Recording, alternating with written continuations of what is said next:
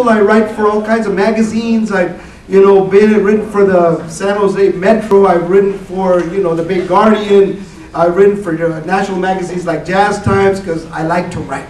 Así es, So the thing is that, but the thing that I really am very proud of is the fact that, for me, many like when I came through college, there were a lot of people that had spilled blood for us. People that had gone to the universities to teach us about, our cultura, to teach us about where we had been and where we could go. And for me, I was very blessed to be able to, run with people like Cesar Chavez, Carlos Munoz, and, Jesse Dominguez, the Black Berets for la Justicia here in San Jose. And part of it is that we learned that it was all a struggle. And in that process, I learned a little bit about what was known as raza logia. And one of the things about raza logia is that for us, la cultura cura. That's right. There's a lot of ills that are happening within the raza that our culture can strengthen and make us better with. And one of them is música. So the thing is that when we talk about the whole issue of the black influence in raza culture, we have to go back to the beginning of colonialism. And in particular, when you think about in Mexico, where the African influences are, most predominantly, most people know that Veracruz is really the hub of Afro-Mex culture, if you will. There's also what is known as la Costa Chica. And la Costa Chica is like south of Acapulco, north to Oaxaca. And these are areas where there were ports. And the thing that happened is, many of you know, throughout the colonial process, when the conquistadores came here, there were diseases that came. And those diseases killed a lot of indigenous people. And to be able to deal with the whole colonial process that the Spanish were going through, they needed a labor force. And that labor force became these imported enslaved Africans. And so the thing is that they brought these Africans to areas like Veracruz. And one of the things that happened, though, as the colonial process continued on, was that we began to create, as a great scholar once called it, la raza cósmica. Because the thing is that people began to mix. The indigenous mixed with the Espanol. The indigenous mixed with Africans. And then it just all went around into this giant stew, if you will, this menudo of everybody coming together and creating this raza cósmica. But as a result, what better way to reflect all this than through our cultura, through the music, through the language, through the way people dress, through the way people behave. And in Veracruz, one of the most prominent things that happened was the creation of what is known as the son jarocho. And the son jarocho basically utilized African influences, Spanish influence. What is the Spanish influences in son jarocho? The guitars, the harp, the little jaranas, the variety of guitars that exist, and also the decima. This whole lyrical way of being able to write songs and to use those decimas to tell of your experience. And so from that, but what is the African in the son jarocho? It was the call and response. Because in African music, there's always someone who is the griot. He is the storyteller. And the people respond back with a chorus. And so you have this call and response that goes back and forth. So right now, probably the most famous son jarocho song, I'm going to play it for you, and I'm sure you'll know what it is.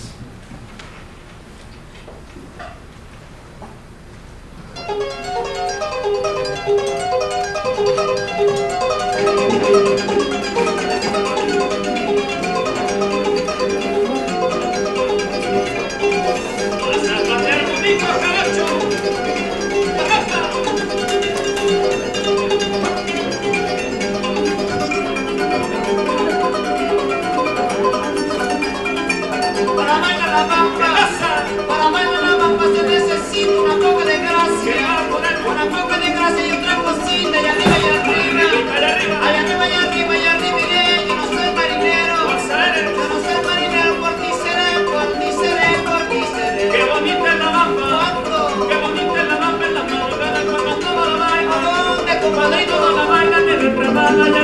arriba, allá arriba, allá arriba, allá arriba, yo no soy marinero, yo no soy marinero, por ti seré, por ti seré, por ti seré. Una vez que te dije cosa, una vez que te dije que era bonito, se te puso la cara, se te puso la cara coloradita y arriba, y arriba, y arriba, y arriba, y arriba, yo no soy marinero, yo no soy marinero, por ti seré, por ti seré, por ti seré. Aparente, A Pachuco.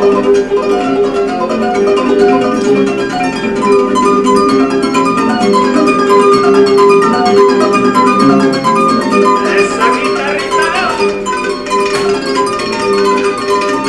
Óyelo.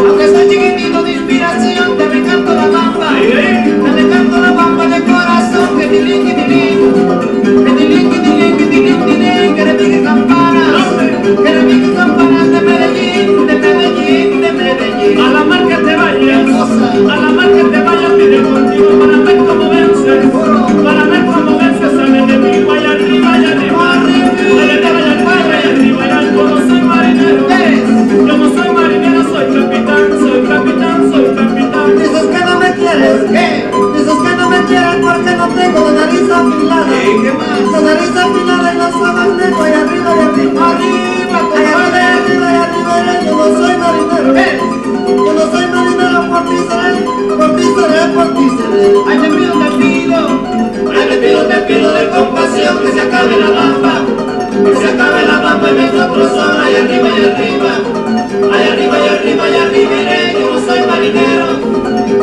marinero, por ti seré, por ti seré, por ti seré. Que viva la bamba! Yeah, I'm sure everybody's heard this one. Have any of you ever danced ballet folclórico? Ah, mira todos, qué bueno. So, did any of you guys do the zapateados? Yeah, see, people have done it. And one of the things that's beautiful about, the whole dance of Veracruz is that, when you do the zapateados, you actually can improvise. You actually can kind of jam, man, doing the back and forth, and they get, into these little, on top of these little tablitas, and they get going so that you can hear the taconazos y dándole. But that's also part of the whole African influence. Improvisation, to create spontaneously. And that's something that is very, very important. But as these Africans, came to Mexico, the treatment that they received at the hands of the Españoles was very harsh. It was very brutal. I mean, some were beaten. I mean, there was a rebellion that took place because the Africans that came, also had come from, different tribal statuses. Some of them were chiefs. Some of them had come from places where they couldn't tolerate the way they were being treated. And, there were such incidences where they would actually rebel against the Spaniards. The Spaniards would kill them, cut their heads off, and then put them up in stakes to serve as examples to the rest of the Africans. Don't rebel, or this will happen to you. But there was a guy who said, Chale, I'm going to rebel. His name was Gaspar Yanga. And Gaspar Yanga had been a tribal chief back in Africa. And so he had, this little group of people. And Yanga said, no way. So him and a guy by the name of Francisco de la Matosa decided that they were going to take on the Spaniards. And these guys were huge Africans. And these guys were so bad, they whooped the Spaniards. They whooped the Spaniards to the point where the Spaniards had to negotiate with them and said, well, you know what, man? We can all figure it all out here. They said, look, all we want is our freedom. And in, 1609, they got their freedom. They were the first free Africans in the colonized world. And they started a little palenque, they call it, right outside of Veracruz. Now that town is known as Yanga. And they have a Festival de Yanga every year. And if you go, when you enter the city of Yanga, there's a giant statue of this African man going like this. Yanga, But Yanga, kind of established something that, that in Mexico in particular, that, you know, you had to really be more considerate and check it all out. Because one of the things that had happened, see, is that during the whole colonial process, the Pope at the time had said that you cannot enslave the Indians. So, you know, there was this different way, and then particularly with the Spaniards, with certain Christian ideals, if you will, they allowed the Africans, even though they still treated them very harshly, they allowed them to do certain things. In Cuba in particular, they allowed them to keep the drum, which was the heartbeat of their sacred religions in Africa. But the thing is that as we saw the evolution and we began to see the creation of this Afro-Mex culture, you know, we see how people evolve. We see the son jarocho evolving, and we see people, and particularly the influence of the Caribbean and Cuba and all these other peoples coming through the port city. You begin to see how people are taking from all these different things. And Cuba in particular has been very strong, because the thing is that unfortunately all the indigenous people in Cuba were unfortunately died of, you know, the diseases that came. But the thing is, as a result, you had this Hispanic African culture that evolved, that created what was known as the son. And the son really comes from the Spanish tradition known as the sonora, which means to sing. But the son gave birth to everything from the boleros, and, you know, and there were other derivatives that kind of, you know, from French influence and others that came into the son. But, you know, as these influences came into Veracruz, there were people that evolved that actually took on a lot of the Cuban, a lot of the Mexican, and particularly as you started getting into the 1930s, one of the things that was very beautiful is that Mexico was one of the very first Latin American countries to begin a whole process of media, if you will, of having radio, of having film, of having print, of having records.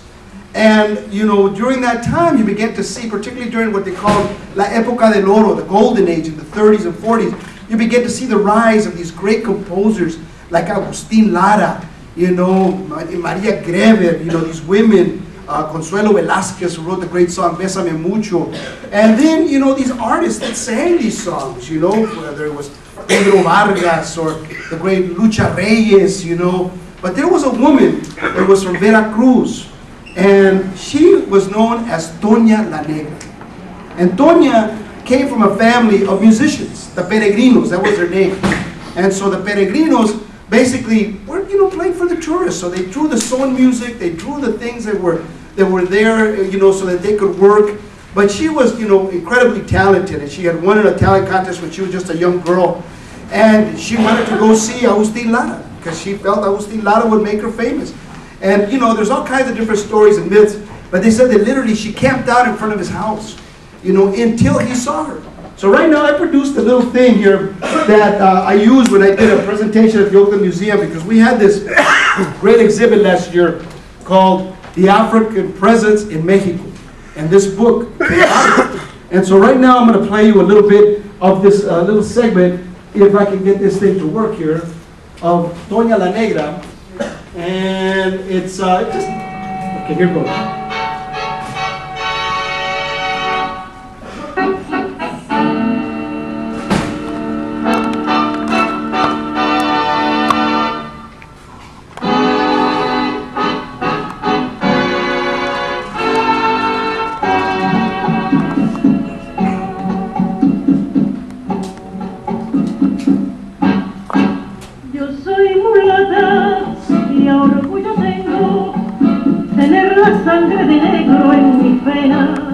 Yo soy mulata y no me importa que me critiquen si yo tengo verdad. Yo soy mulata y a orgullo tengo tener la sangre de negro en mis venas. Yo soy mulata y no me importa que me critiquen si yo tengo verdad. Yo no sé por qué la gente me critica porque tengo pelo duro. Yo no sé. Y si visto de colores, me critican y me dicen que qué mal gusto tengo yo. Pero no importa. orgullo tengo tener piel tostada y no me importa si tengo ñata, yo soy mulata, mulata de verdad. Yo no sé por qué la gente me critica porque tengo pelo duro. Yo no sé. Y si visto de colores, me critican y me dicen que qué mal gusto tengo yo. Pero no importa, yo soy mulata y a orgullo tengo tener piel tostada. Y no me importa si tengo ñata, yo soy mulata, mulata de verdad. Yo soy mulata, si tengo ñata, si me visto de colores, que si tengo pasadura, no importa, soy mulata de verdad.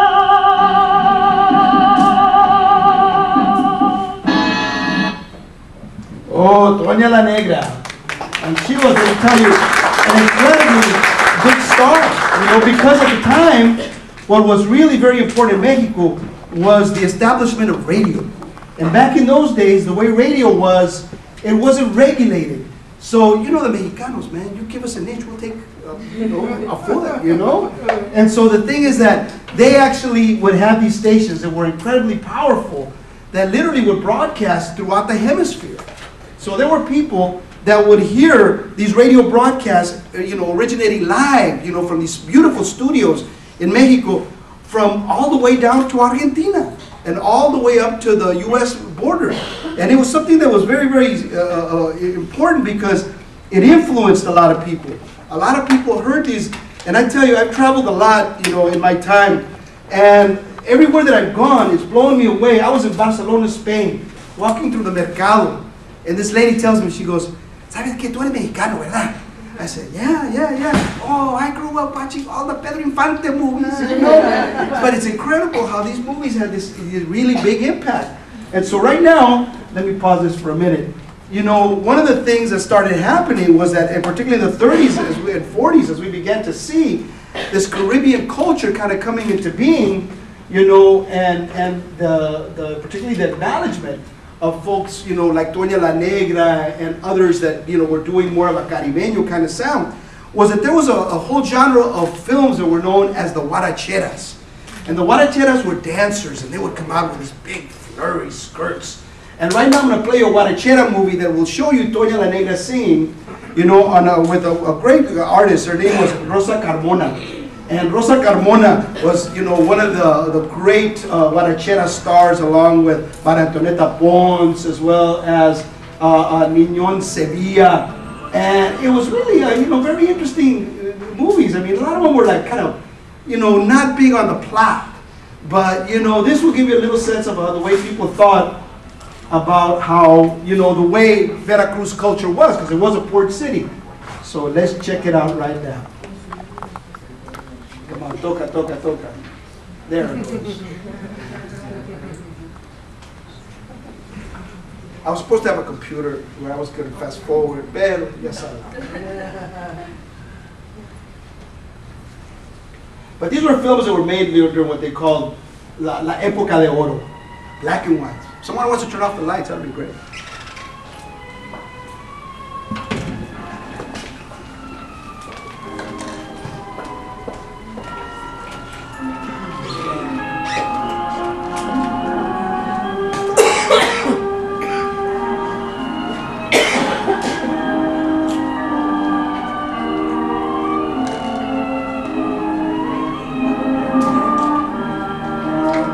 Doña La Negra, yay.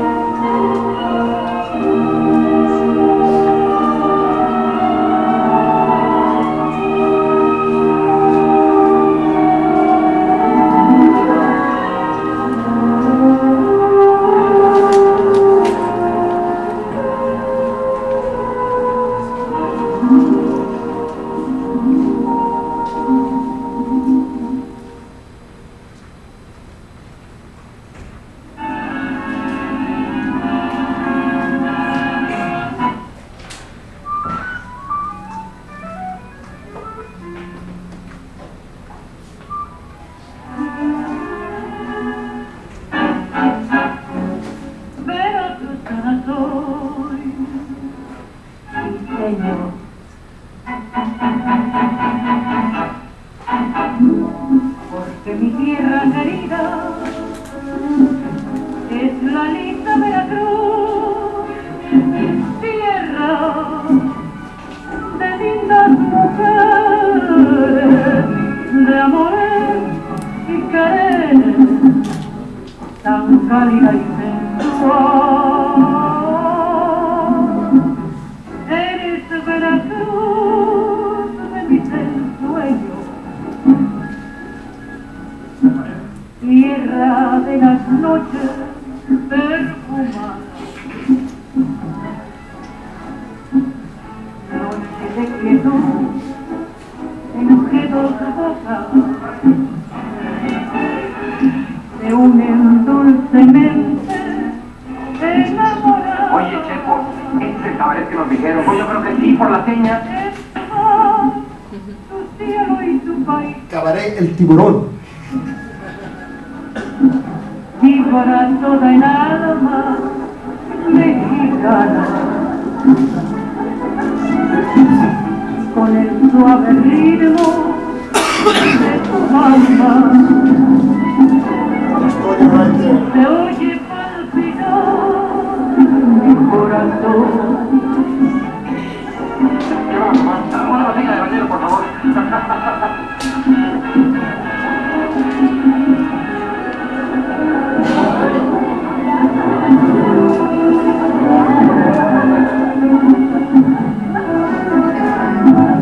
Noche de quietud en que dos bocas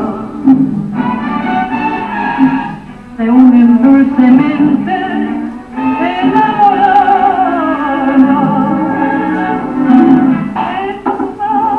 ¿A qué hora juega la María Antonia? Enseguida, señor. Vamos a ver si es cierto tanto alboroto. Te trae muy intrigado la María Antonia esa, ¿eh? Hombre, como que llevamos 6 meses oyendo hablar de ella nada más. Y con el suave ritmo de tu bamba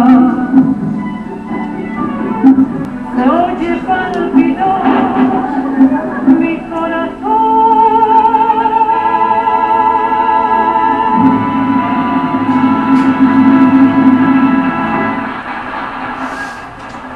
Ahora va a bailar, vente para verla de cerca.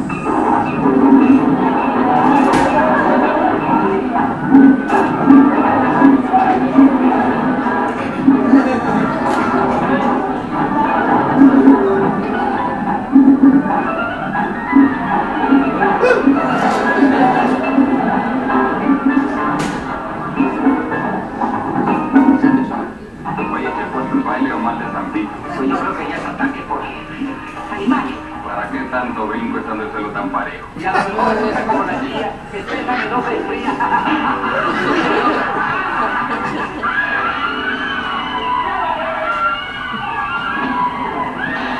And it wouldn't be a Mexican party without a fight, right?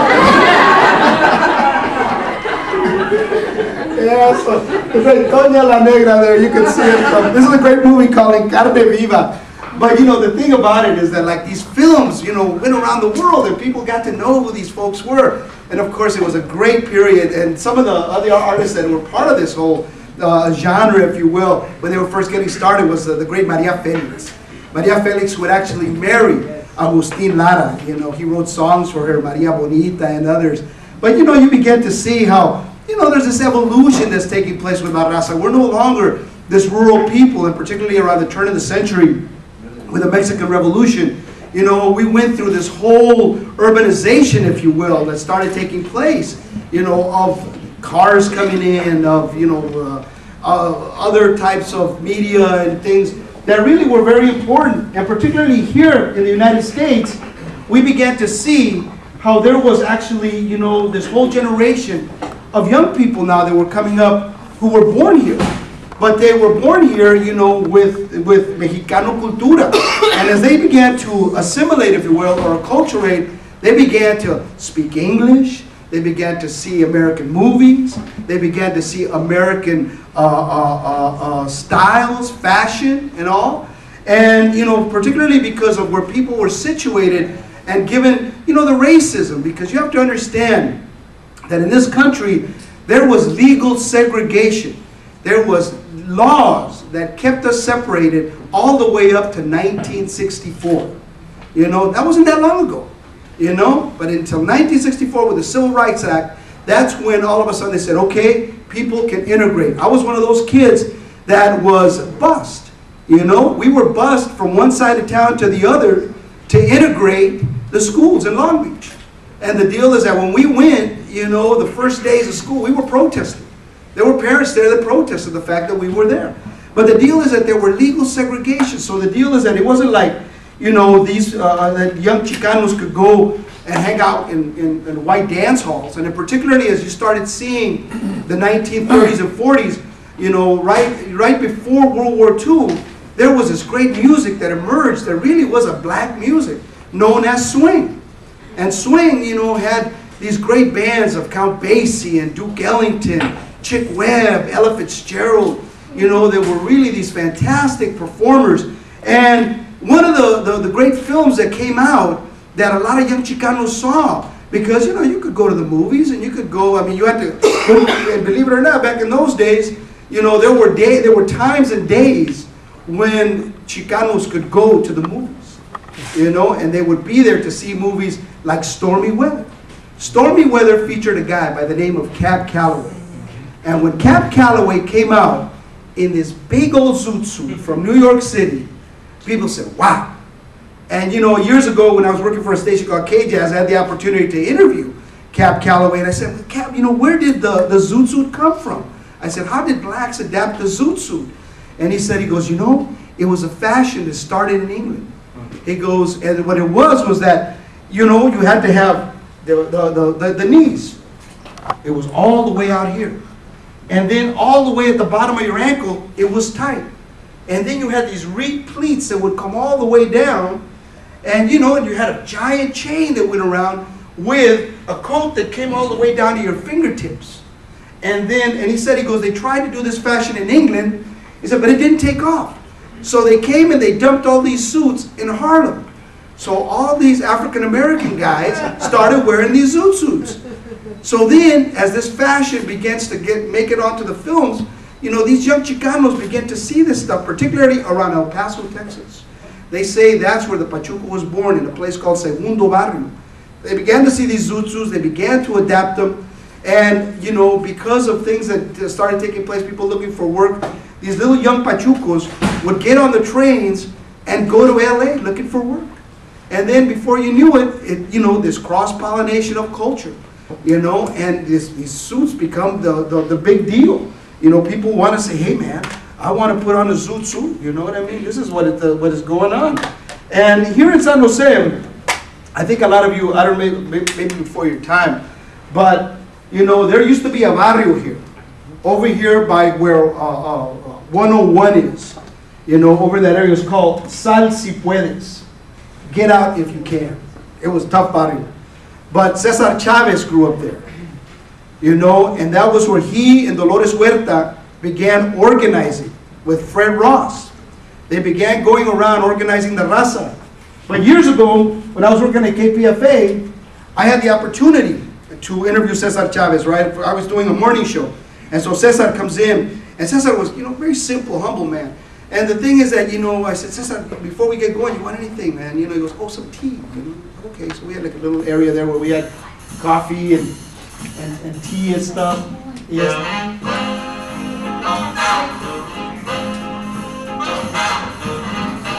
Well, I'll use it as background music. So Cesar, you know, Cesar starts going through this whole thing of, oh, you know what? No, I'll put it on a little bit. But Cesar, you know, we go, we make the team, we come back through the halls, and there's these posters for the San Francisco Blues Festival, and there's a guy by the name of Joe Liggins and the Honey Drippers that are going to play there. And Cesar goes, oh, man, he stops and goes, I remember that, man. I said, you, Cesar? I said, dang, man, you know, he goes, yeah, he goes, I used to be at Pachuco. He goes, and this was the music that we used to listen to. I said, really? I said, wow. He goes, oh, I love jazz. He starts telling me, I go, really? He goes, Coleman Hawkins, Body and Soul. He was one of my favorites. I go, really? Wow, what a trip. You know? But Cesar, you know, as a result of him being this catalyst for change for all of us, you know, brought in a lot of people. And one of the young people that came to San Jose State here was one of the greatest artists that we've ever had, the great Luis Valdez. And Luis Valdez knew about, yeah, man, you know, Luis, what you call it, knew about this cultura. He saw what this cultura, because there were a lot of Pachucos that were here, you know, in San Jose. And so right now I'm going to play you just a little segment of Zoot. And how many of you guys have seen this movie before? Well, some of you have not, so hey, it's definitely worth checking out. So right now, let's see if I can get this happening here. A ver cómo va.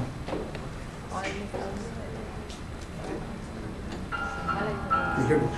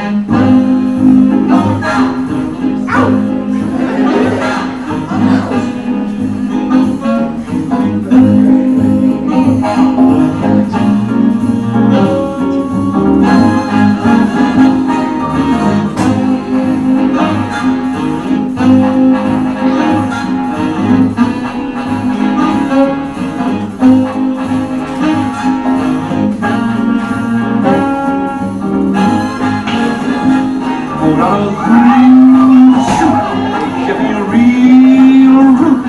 Look like a diamond, sparkling and shining, ready for dancing, ready for the boogie tonight. All the heck gets up and holler with that brave shake. The whole Pachuco is down in Harry. With pieces in the poppers or the green key. On the dance floor, the balls on the line and swing. You better hear it here tonight. And put on the zoot, zoot.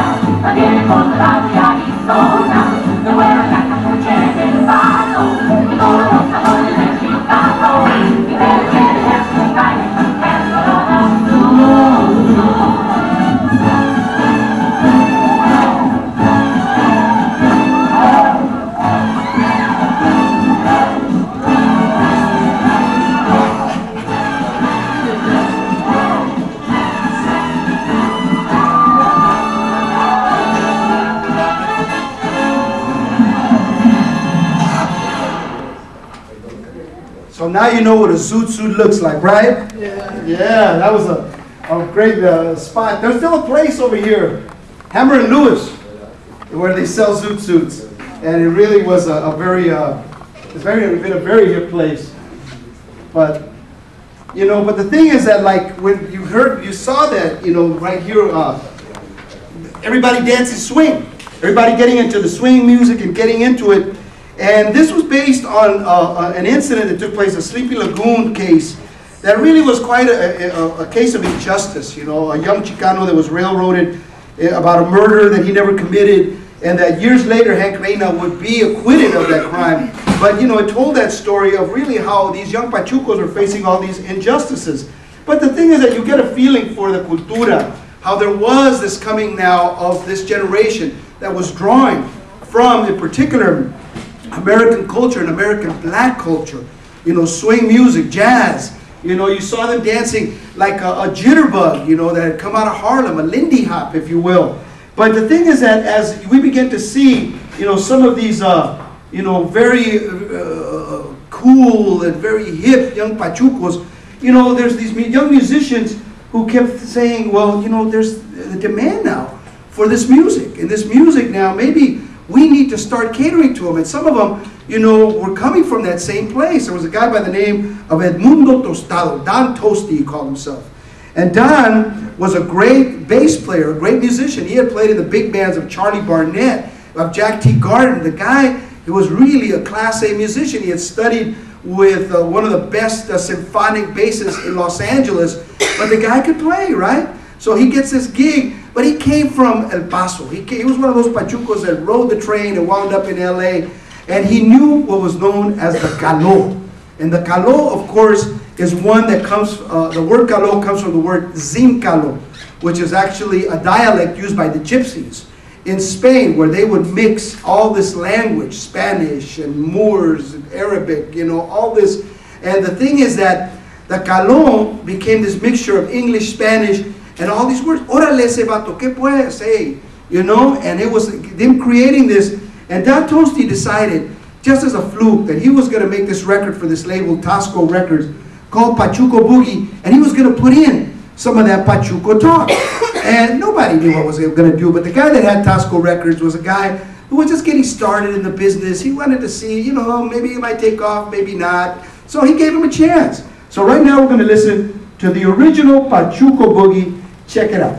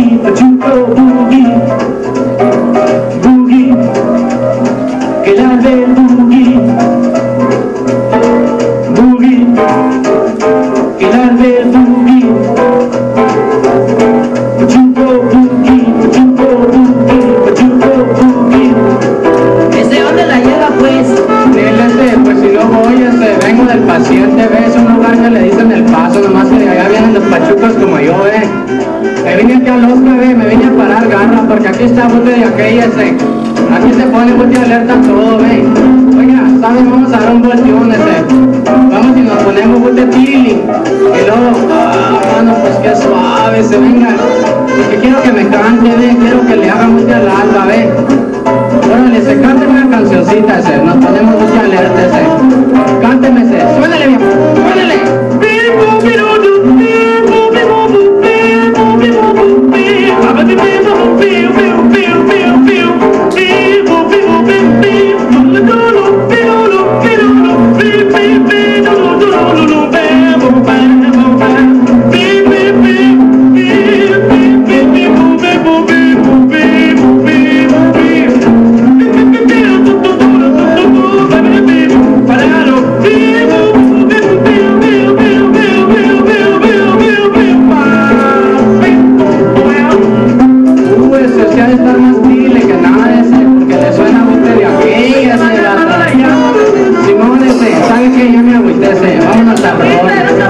Vámonos a roles, ya me quería mi calzón.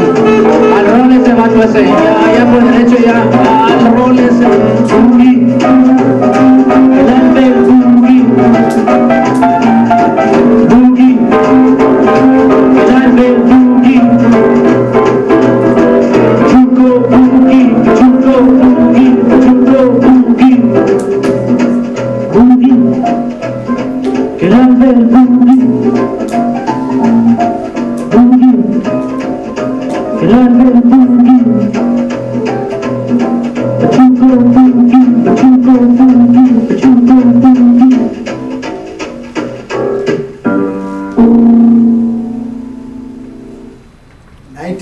The original Pachuco Boogie. And this was, you know, believe it or not, this was a very radical and rebellious song when it was released. You know, the thing is, it came out on Tasco Records, and at the time, you know, there was this whole other movement that was happening in the Latino community of people saying, oh no, you know, we need to assimilate, you know, we need to learn English properly, we need to become good US citizens and all this. And this is, of course, after World War II.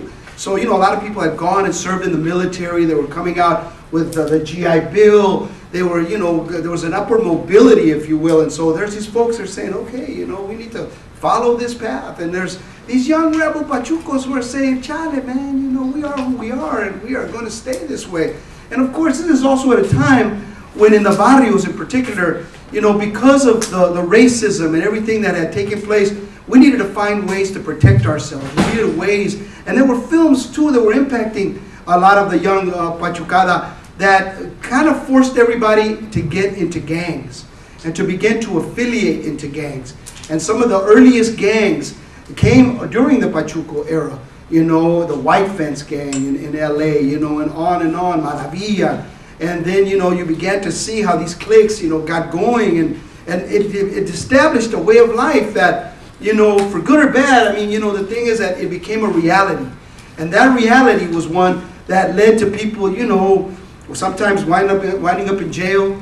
Jail would further propagate, you know, a whole bunch of this cultura, the tattoos, you know, the way that you sort of had to deal with fighting to defend yourself and your barrio, you know, those clique affiliations of the barrio.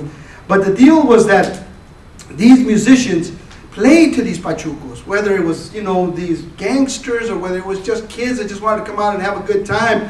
And so, you know, there were people that were kind of getting involved as entrepreneurs. And one of them was a guy that was really a great man. His name was Lalo Guerrero. Anybody ever heard of Lalo Guerrero? Yeah, Lalo really was the great Chicano troubadour, because he really was one of these guys that, you know, established himself by starting one of the first nightclubs in LA. He, you know, used to play at places called El Sombrero.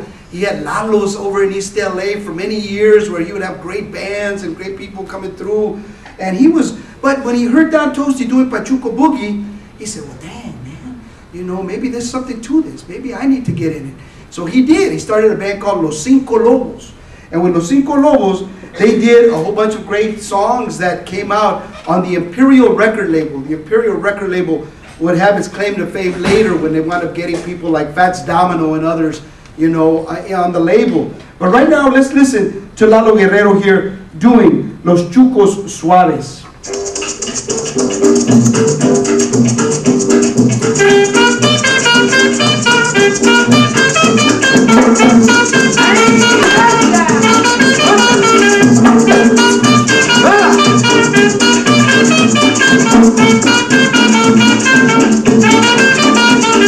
Carnal, póngase abusado, ya los tiempos han cambiado. Usted está muy agüitado y está usted atravesado. Usted se baila el swing, boogie boogie jitterbug, pero esto ya torció y esto es lo que sucedió. Los chucos suaves bailan rumba, bailan la rumba y le zumba, bailan guaracha sabrosón, el botecito y el danzón. Los chucos suaves bailan rumba, bailan la rumba y le zumba, bailan guaracha sabrosón, el botecito y el danzón. Los chucos suaves bailan rumba, bailan la rumba y le zumba, bailan guaracha sabrosón, el botecito y el danzón.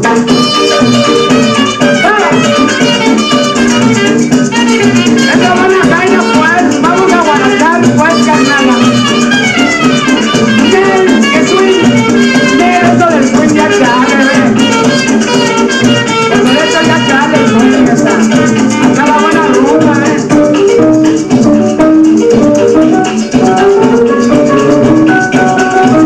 a mover muy aquella, acá la buena cadena,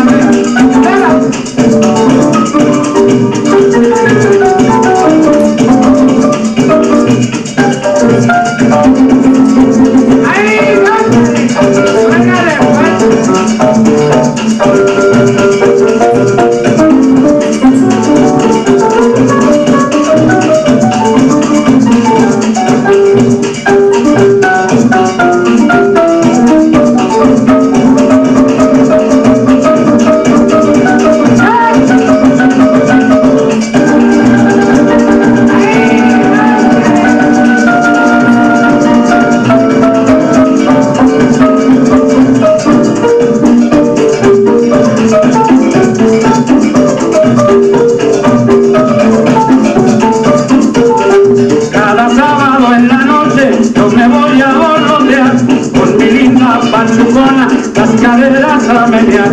Ella le hace muy aquella cuando empieza a guarachar, y al compás de los timbales yo me siento petatear. Los chucos suaves bailan rumba, bailan la rumba y le zumban, bailan guaracha sabrosón, el botecito y el danzón. Los chucos suaves bailan rumba, bailan la rumba y le zumban, bailan guaracha sabrosón, el botecito y el danzón.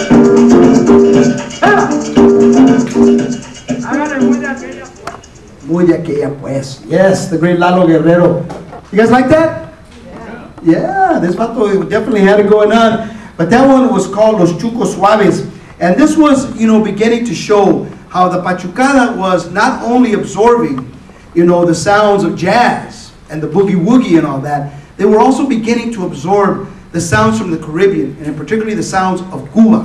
One of the idioms that have been really a great music to dance to that the Pachucos got into was a music called danzón. And the danzón was very dramatic, but it was, you know, close. And back in the day, man, I tell you, it took a long time before people started dancing cheek to cheek, cachetito cachetito, you know? And the deal with it was, as they got to the danzón, they had to dance, you know, and get like this and do all this movement. Same thing with these huarachas. They started having to dance, you know, close and doing this. So it created this socializing that was really, you know, bringing people together a little bit more and couples together in a very freer way, if you will, on the dance floor. And so, as a result, a lot of these young Pachucos really started beginning to absorb, you know, the mambo. And the mambo would become a huge thing for the Pachucada. You know, Pérez Prado would come through and create, you know, his big hits, Tito Puente, Machito, all that. But it begins to bring these sounds of Cuba and the Caribbean, Puerto Rico, and into the fabric of our musical culture. And so people began to kind of look at it. But at the same time, there's this whole other development that's happening in the African-American community, which has evolved from the blues. And it's a blues that is known as rhythm and blues. And the rhythm and blues has got, you know, a little bit more upbeat, you know, it's got more of the rock and roll. Rhythm and blues is the roots of rock and roll. And there were guys that started happening, like, as I mentioned earlier, you know, Fats Domino, Little Richard, all these guys that definitely, you know, and then, you know, it was music that also had a lot of love songs to it, which was very cool. But the guy that, for the raza, that would go on to really exemplify this would be the great Richie Valens. Anybody heard of Richie Valens before? Yeah, there you go. Ricardo Valenzuela from Pacoima. And he was just a teenager when this guy Bob Keane found him, you know, and he had this natural talent. And literally, I mean, he would die in a very tragic plane wreck when he was just a teenager, 17 years old. And the guy, you know, maybe you've seen the other Luis Valdez movie, La Bamba, you know, about Richie Valens. But the thing with Richie was that, you know, he had this tremendous gift. And part of it is that he drew, you know, from, you know, the rhythm and blues traditions. And so he would become the next step in this evolution of Chicanos absorbing African-American culture from the Pachuco now to the rhythm and blues. And so, but you're seeing this from a more bluesy, more organic kind of way. And so right now, let's listen to Richie Valens, who had a tremendous voice. And I have to say that for a guy, you know, his age, tremendously, you know, sophisticated, you know, as far as, you know, here it goes. So right now, here's Richie Valens.